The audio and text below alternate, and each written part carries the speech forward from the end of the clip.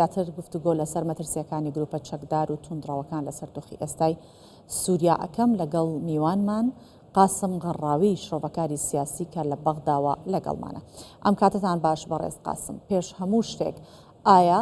ئەم گروپانەی کە ئێستا لە سووریان و ئەتوانین بڵێن دەسەڵاتی بەشێکی زۆری سووریان گرتۆتە دەست هیچ مەترسیەک لەسەر دۆخی سووریا لە ئایندە دروست دەکەن؟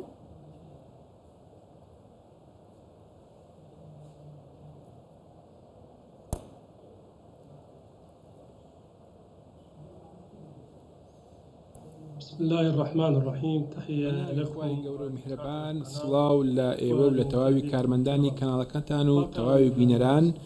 بەڵێ لەگەڵ ڕوخانی ڕژێمی بەشار ئەسەد کۆمەڵێک ئالنگاری جیاواز هاتووەتە پێش بۆ خەڵکی سووریا. ئێستا کاتەکە دەتوانم بڵێم هەندێک زووە بە شێوەیەکی گشتی با بڵێن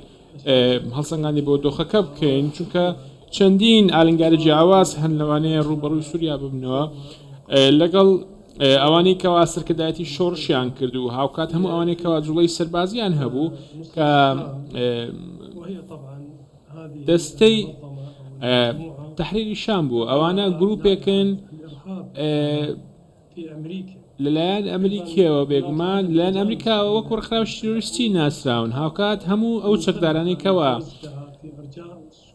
جوڵەیان کردووە لە سووریا بە تایبەتی بەس ئەوانین، چونکە چەندین لایەنی دیکە هەیە وەک سوپای نیشتمانی سووریا کە لایەن تورکیاوە پاڵپشتی دەکرێت. هاوکات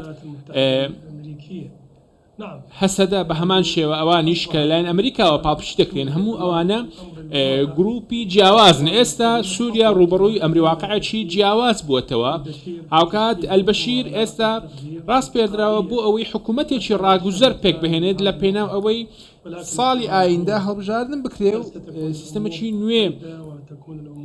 بێتەکایەوە. پرسیارەکەوەی ئاخۆ دۆخەکە باشتر دەبێ، ئاخۆ ئینسیجامێک دەبێ لە نێوان گەلی سووریا و ئەوەی کەوا ئێستا هەن لە دەسەڵات. بێک باوەڕم وایە هەندێک ناهەمواری و هەندێک خلافی جیاواز هەیە لە ڕووی ئایدۆلۆجیەوە. هێزە چەکدارەکان بێگومان لەبارەی ئیدارەدانی دەوڵەتەوە هەندێک کێشەیان دەبێ. بۆیە من باوەڕم وایە نزیکترین ڕێگە بۆ ئیدارەدانی سووریا و بۆ پرسی ڕاگوزەری و بۆ دەستوری نوێ و هاوکات کۆکردنەوەی تەواوی پێکاتەکان لە دەسەڵات ئەمە باشترین ڕێگە چارەیە بۆ ئەوەی سەقامگیری بۆ سووریا بگەڕێتەوە و ڕەزامەندی هەموو لایەک وەربژێت. بێگومان ترسێکیش هەیە لایەن تورکیاوە، ترسێکی دیارە لایەن تورکیاوە. ئەم ترسە بە تایبەتی لایەن ئیسرائیلیشەوە هەیە، ئیوانیش هیچ بربەستێکیان تێدا نییە، بۆیە هاتوونەتە ناو سووریا و هاوکات شاخیش ئەلشێخیان داگیر کردووە و باشە بەڕێز غەڕاوی ئێمە باسی دۆخی ناوخۆی سووریاکەین لەگەڵ ئەو گروپانە جیالەوەی کە دواتر بزانین چ مەترسیەکی لەسەر وڵاتانی دراوسێ بێ. بەڵام گروپێک هەیە کە ئێستا سووریای بەجێ هێشتووە، مقاومە، پێتان وایە بگەڕێتەوە جارێکی تر بۆ سووریا یاخود ئێستا کە بێدەنگە ڕەنگە ماوەیەکی تر ئەو بێدەنگیە بشکێنن ئاڵۆزیەکان زیاتر ببێت؟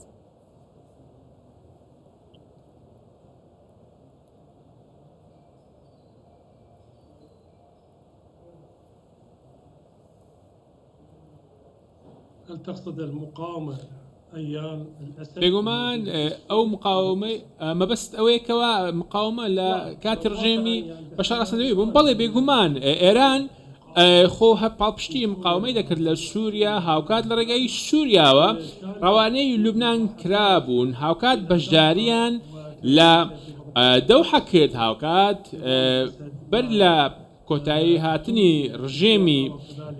سووریا لە بەغداش کۆبنەوە، دواتر لەگەڵ تورکیا لە مۆسکۆ کۆبنەوە نەخشە ڕێگەیەک هەبوو. هاوکات بەیاننامەیەشیان دەرکردبوو لە بەرامبەر هەموو ئەو گۆڕانکاریە دراماتیکیانەی کەوا لە ڕۆژهەڵاتی ناوەڕاست ڕوودەدات. بۆیە من باوەڕم وایە هەمویان ڕێک کەوتون لەسەر ئەوەی کەوا ئەو گۆڕانکاریە لە ڕێگەی بە ئامانجگرتنی فڕۆکە زەنجەکانی رووسیا لەلایەن هەموو ئەو گروپانەوە ئەمە بووەتە ئەمرواقعێکی تەواو لە ناوچەکە بۆیە من باوەڕم وایە ئەم ئەمرواقعە بەردەوام دەبێ یاخودنا بەبۆچی من نەخێر ئەمە بەردەوام نابێت چونکە سووریا وەک ڕێڕەوێک وایە بۆ مقاومە لە فەڵەستین هاوکات لە لوبنانیش بە هەمان شێوە واتە سووریا بەکاردێنێت بۆ ئەو مەبەستە خۆ لێدوانەکانی بەڕێز حەسەن نەسروڵڵا هەر لە یادمانە بەر لەوەی گیان لەدەست بدات بۆیە ئەوەی ڕوونە ئەوەیەکەوە وەزیری دەرەوەی ئێران عێراقچی ئاماژەی بۆدا بکەوە سووریا خاڵی بێگەیشتنی چەکدارانە بۆ غەزە و ئەمەش هەر ئەو ڕێڕەوەیە دەتوانن لێرە بچنە سووریا و بچنە لوبنانیش سەرڕای هەموو ڕێکەوتنەکانیش ئەمە لەلایەن ئیسرائیلەوە دەبینرێت بۆیە تەنانەت هەموو با بڵێن ڕژێمی ئیسرائیل هاتووەتە شاخی شێخ لە لوبنانیش بە هەمان شێوە پێشەوەی زۆری کردووە دواتر گۆڵان بە تەواوەتی کۆنتڕۆڵ کراوە لایەن ئیسرائیلەوە. غەڕاوی دوێنێ گێر پێدرسن بۆ کاروباری نوێنەر لە نەتەوە یەکگرتوەکان بۆ کاروباری سووریا ئاماژەی بۆدا پێویستە کە حکوومەتێکی ڕاگوزەر هەبێت تەواوی ئەو گروپانەی کە ئێستا لە سووریا هەن هەوڵ بدەن بەشدار بن لەو حکوومەتە پێت وایە لەگەڵ ئەو ئایدۆلۆژیە جیاوازەی کە بە تایبەتی تەحریر الشام هەیەی تووشی پێکدادانی نوێ نەبن لەگەڵ گروپەکانی دیکە بۆ دروستکردنی حکوومەتێکی ڕاگوزەر؟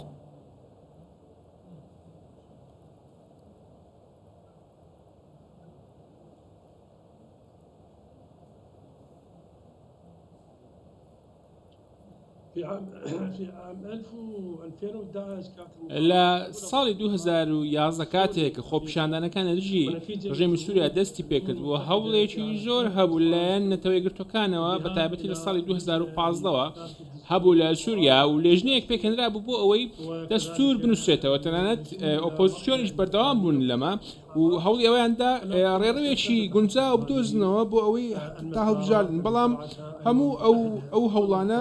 ئەنجامیان نەبوو سەرڕای بڕیارەکانی نەتەوە یەکگرتوەکان ئەمە جێبەجێ نەکرا هاوکات لە وڵاتانی عەرەبیش وڵاتانی ئیسلامیش باسی ئەوەیان دەکردکەوە حکوومەتی نوێ هەموو ئەوانەی کەوا لە دژی ئەسەد هەڵگرابوونەوە پێویستەوان لە حکوومەتی نوێ شوێنیان بکرێتەوە بەڵام ئەمە نەهاتەکایەوە هەوڵی ئەوە دەدرا تەواوی پێکاتەکانیش لە حکوومەتی نوێ نوێنەرایەتیان هەبێ بەڵام ئەمە وەکو وتم ئەم ئاراستەیە نەبووە هۆی ئەوەی کەوا حکوومەتێکی ڕاگوزەر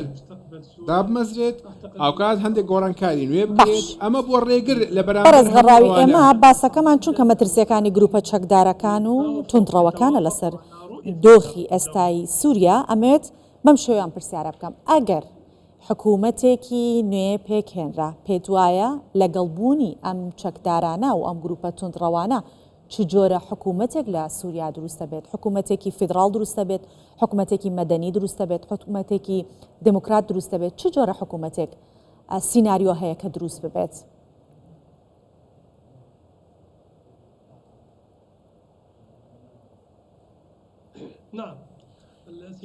بەڵێ کۆمەڵێک سیناریۆ هەن لە ڕاستیدا کاتێک گوێبیستی لێدوانەکانی تەحریر شام دەبین ئەوان دەڵێن حکوومەتێک دەبێتکەوە تەواوی لایەنەکان بەشداری لەو حکوومەتە دەکەن و باوەڕم وایە هەندێک کێشە هەیە لە نێوان هێزە چەکدارەکان لە منبج بێ لە ناوچەکانی دیکە بێ لە سووریا ئەمە کێشەیەکە لە نێوان سەربازەکانە و پرسیارەکە ئەوەیە ئاخۆ چۆن هەموو ئەوانە ڕێک دەکەون بۆ ئەوەی کابنەیەکی نوێ و حکوومەتێکی نوێ بەردەوام بێت سەرڕای ئەوەی کەوا لە ڕووی ئایدۆلۆژیەوە خۆ بۆ سوونی جیاوازیان هەیە هەوڵی ئەوە دەدرێت کەوا حکوومەتێک بێکەوە هەموو لایەنەکانە خۆ بگرێ بۆیە بە بۆچوونی من ئەم دۆخەدۆخێکی سەختە بەڕاستی سەختە ئەم کۆدەنجیە هەبێ سیناریۆیەکی دیکە هەیە ئەویش لەژێر چاودێری نەتەوە یەکگرتوەکان حکوومەتێک پێک بهێنرێت هناك كانتونات هناك بلى. يعني خۆتان دەزانن ژمارەیە کانتۆن هەن لە سووریا حكومها مصلحين. يعني گروپە سەکدارەکان ئیداری دەکەن واتە دەتوانین بڵین دەکرێت سیستەمێکی فیدرالی یا خۆ سیستەمێکی کۆنفیدرالی هەبێ دوای ئەوەی کەوا کە ئەو حکوومەتە کۆ دەبێتەوە بۆیە بوونی هێز سەکدارەکان ئەو مەترسیانەشەیەکەوە حکوومەت هەڵبۆشێنەوە چونکە بۆچوونی توندڕۆبیش هەیە لە سووریا سەرڕای ئەوەش ئەمە هەموو ئەگەرەکان کراون بێگومان. بەڵێ ئێمە سپاس دەکەین قاسم غەڕاوی شرۆڤەکاری سیاسی لە بەغداوە میوانی کوردستان 24 بوو سپاس بۆ ئامادەبوونت.